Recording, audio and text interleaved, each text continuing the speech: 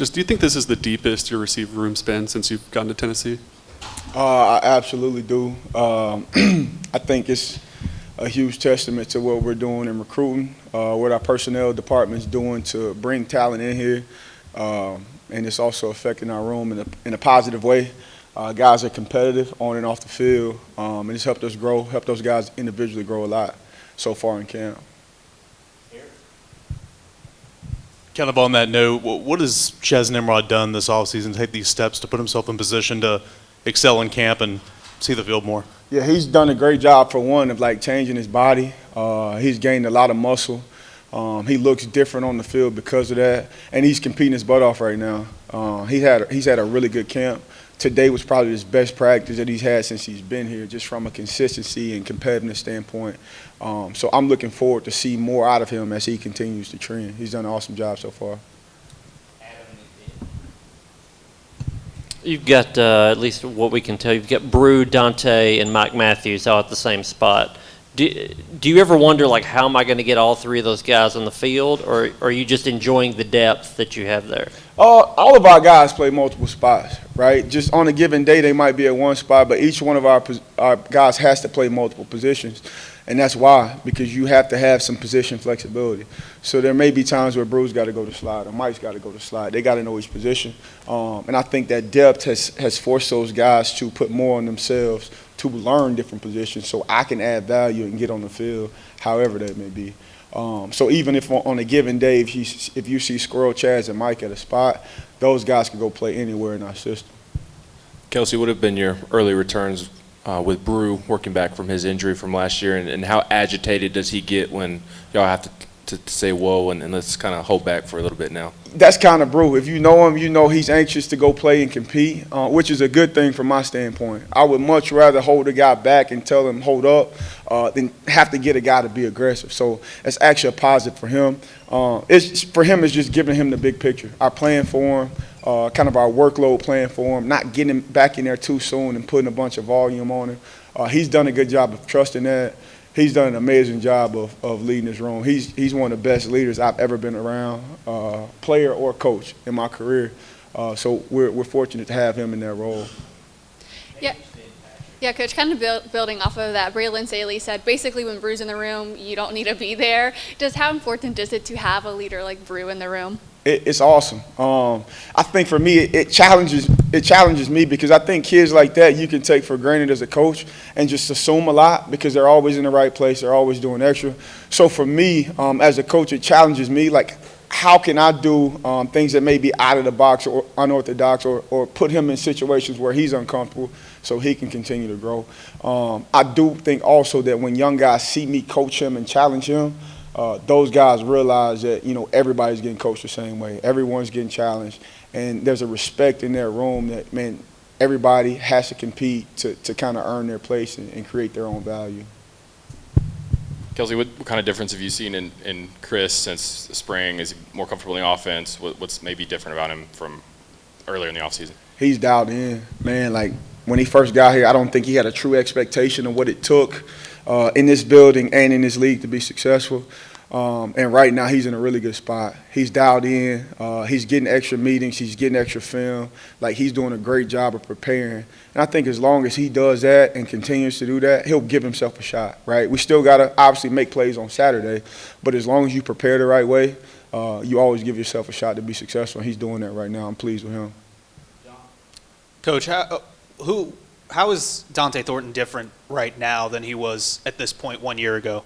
As transparent as I can be, I think mindset. I think when he got here, there's a ton of nervousness, there's a ton of anxiety. He put pressure on himself a lot. I think the biggest thing that kid's done this offseason is he's just allowed himself to work as hard as he can and let the chips fall where they may. And a lot of times when you do that as an athlete, you make more plays because you're a lot looser when you're playing. You're not so wound up and tightened up and putting pressure on yourself. So he's come a very long way as far as his mental makeup. He's built a lot of confidence, and it's because of a lot of work that he's done this offseason to gain that confidence. So Dante's in a good spot as well. Kelsey, what do you want to see from your receivers tomorrow night to deem it a successful outing? Yeah, I think for me, I want to see those guys compete in every facet. man, I want to see them compete in the run game and get nasty and block their butts off. And obviously, when we got the ability to go make plays down the field, I want to see us do that. But I think a lot of times, like we think about those plays downfield as a wide out. But the things that makes receivers good are the details on third down and being able to move the chains. It's being able to play a game within a game and understand how to influence my opponent in run game as well as in pass game, or help myself with my split. So those little things are the things that I want to see us compete at, not necessarily just the big plays or when the ball's in the air. I want to see us compete in those small facets that kind of make up the game. Kelsey, can you talk about Nathan Laycock and his growth, maybe as you get to the start of fall camp, and then going back a little bit to Dante, how much more comfortable when you just moved him outside? Yeah. You talked about like the anxiety. Do you think the anxiety was maybe a little bit of playing inside versus just where he'd been outside most of his career? Yeah, I think it like these guys, they read things and, they come in with, their own expectations, and naturally they put a lot of pressure on themselves. So I think when Dante came in, it was pressure on himself to kind of go make plays and prove people wrong. And I've talked to him a lot this offseason about proving himself right. And I think naturally you get a calmness about that when you just make it about you. And you asked about Leacock. I think that guy's done a great job this offseason. He caught more balls than anyone this offseason. He's anywhere between like 12 and 13,000 balls, which was a huge area that he had to grow in. He's changed his body. He's healthy, and he's playing fast right now. And I think you guys keep asking me about growth from everybody. Man, I think the true equalizer is competition. Like, we've done a great job of putting talent in that room, and when there's talent in the room, there's an expectation to make plays, right? And as each guy in the room has done that, man, there's a guy on the side that's looking like, man, I got to go make that play because I got to earn playing time. And that's been a huge thing this offseason that's helped us be successful so far.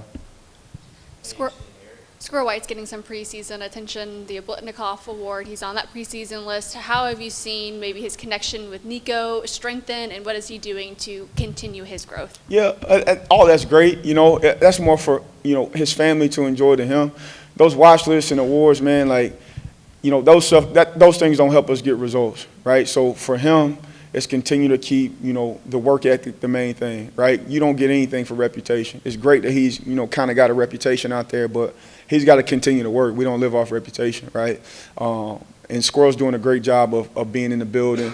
He's got some own things that he's done a good job of managing this offseason. He's grown a lot, like, as a man. Football's always been important to him. When he got here to Tennessee, he has some growing up to do. He's light years ahead of where he was when he got on campus. As a human being, that guy's grown a ton. Another one on Squirrel. With all the competition in your room right now, how will that help him get even better? And then will it allow him to maybe play less snaps to where he's more fresh in the second half of football games? I think that's what depth is always a liberty, because you don't have guys like having to play 85, 90% of the snaps. We had a ton of injuries last year, which is going to happen, and really didn't have a lot of depth, and we were forced to play him a lot more. And with his frame, man, you want to make sure that kid holds up, especially with 16, 17-week season this year. So absolutely, that depth is going to be a liberty for us. And also, right, like iron sharpens iron, like sharpens like.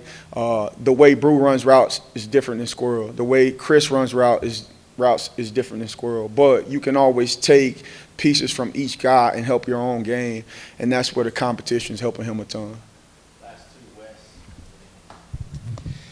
Kelsey, when you had if you had a post-spring meeting with Chaz, what were the things in terms of, hey, this is what I want you to do this summer, I like this, I'd like this to be better? What was that conversation like, and has he followed that script? Yeah. So for me and Chaz, like, his biggest thing is just the rigors and the violence in this league. Man, just I want you to play with a ton of physicality. I want you to embrace physicality. And Chaz is a good-hearted guy, right? Like, he's always smiling. He's always in a great mood. But there's a switch that's got to be flipped when you're on that field for me to be elite. Like, I got to be able to flip that switch and go compete with anybody in the world. And I think mentally that's where he's transformed. So it's always little nuggets when I see him. It may be like he's really into books. We've talked about The Alchemist. I've given him props and things out of that book. But those are the type of relationships that help guys grow. It won't always be, a football quote or a quote from Coach Lombardi, right? Like sometimes you got to dig deeper, and that's where the relationship piece comes into place, and you're able to tap into guys. So, man, that's helped so far with him, and we plan on continuing to trend with him. Coach, other than the competition aspect of this group, what excites you the most about them going into the season? Man, I think just playing football, right? Like, you think about the stories in this room. Like, Brew would have been done last year. Like, he fought through an injury, but really and truly, it's a second chance for him to put things on tape as last year. You got a kid like Dante who comes from Baltimore. He comes to Knoxville, and he embraces everything about this community and his role with, his football family. You get Squirrel White, who's added an addition to his family, who's a great kid, but now he's growing into more of a protective role. Like, I can't wait to see these guys and their stories be played out on Saturday. I think that's what gives me an exciting feeling. Like, football is always fun, but the stories that attaches you to these guys and you're going through their journeys with them and then seeing that play out on Saturdays and those guys make plays, that's the awesome feeling, right? And then once the wins come behind that, it's cherries on top.